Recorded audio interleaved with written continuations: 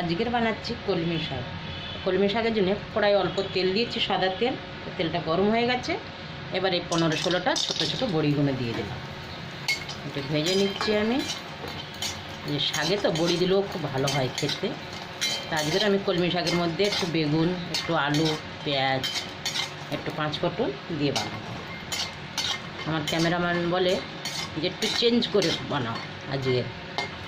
সবসময় তো আমি কালো জিরে দিই, কালো জিরে, শুকনো লঙ্কা, একটু পেঁয়াজ, নাহলে একটু রসুন, এইগুলো দিয়ে বানাই। তাই বলছি একদম চেঞ্জ করে বানাও না। তাহলে চলো ঠিক আছে, বানাবো। এবার আমি সর্ষের তেল দিয়ে দিলাম। তেলটা গরম হবে। এখানে তেল খুব গরম হয়ে গেছে, সর্ষের তেল দিয়ে দিলাম। দুটো শুকনো লঙ্কা ছিঁড়ে, সাথে দিয়ে দিলাম পাঁচফোড়ন। আমি মশলাটা আমার ভাজা হয়ে গেছে। এবার আমি আলু দিয়ে দিচ্ছি। একটা আলু ছোট করে কেটে রেখেছি, এটা দিয়ে দিলাম। আলুর সাথে একটুখানি নুন দিয়ে দিচ্ছি, ভাজা হবে।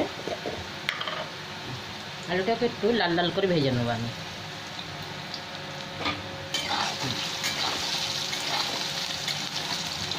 একটু ঢাকা দিয়ে দিয়ে আলুটা ভেজে নিচ্ছি।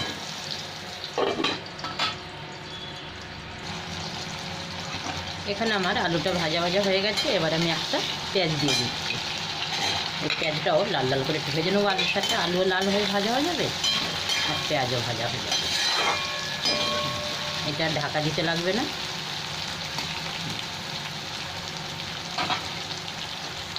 এখানে পেঁয়াজ আর আলু আমার ভাজা হয়ে গেছে। এবার আমি বেগুনটা দিয়ে দিচ্ছি। ছোটো করে কেটে রেখেছি একটা বেগুন, এটা দিয়ে দিচ্ছি।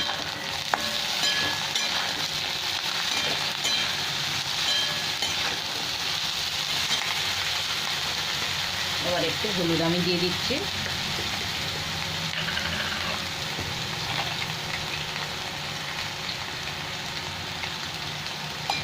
আগে তো আলুর মধ্যে আমি নুন দিয়েছি, এখন আর নুন দিচ্ছি না আমি।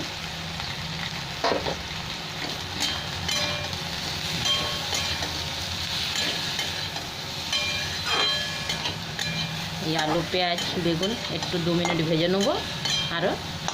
তারপরে আমি শাক তুলে দেবো।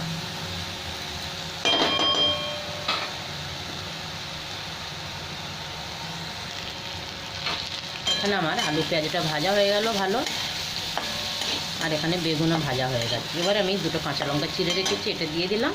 আর সাথে শাকগুলোও তুলে দিচ্ছি। জল ঝরে গেছে একদম শাকে আমার।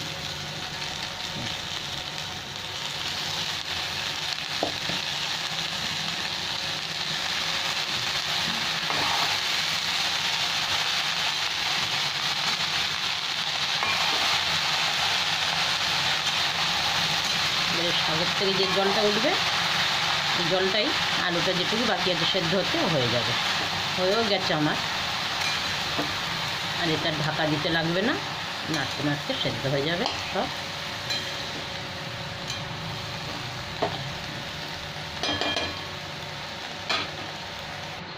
শাকটা আমার কমে গেছে আর জলও ছেড়ে দিয়েছি, অনেকটা জল বেরিয়ে গেছে।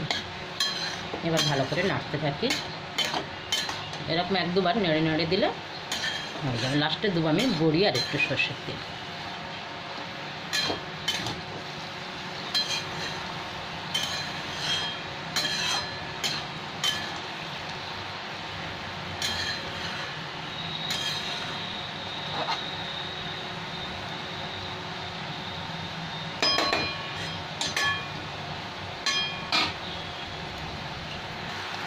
এবার একটু আমি নুন চিনি দিয়ে দিচ্ছি।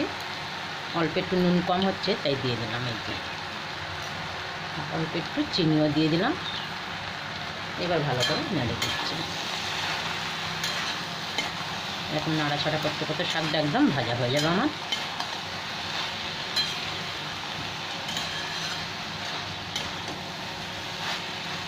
জলটাও একটু শুকনো হবে, এখনও জল আছে শাকের মধ্যে।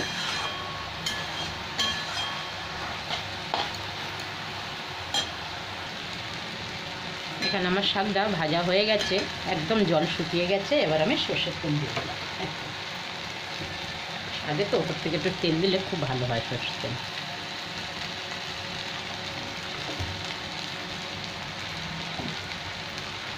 এবার আমি বড়ি ভাজাটা দিয়ে দিলাম, সাথে শুকনো লঙ্কা, তারপর কাঁচা লঙ্কা এবং সব উঠিয়ে নিয়েছিলাম, গলে যাচ্ছিলো বলে এবার দিয়ে দেবো।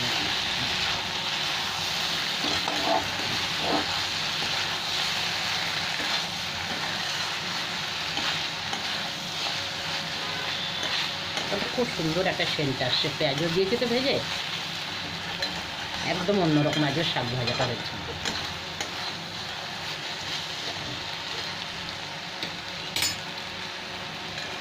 এবার গ্যাসটা আমি বন্ধ করলাম, কলমি শাক ভাজা আমার হয়ে গেছে।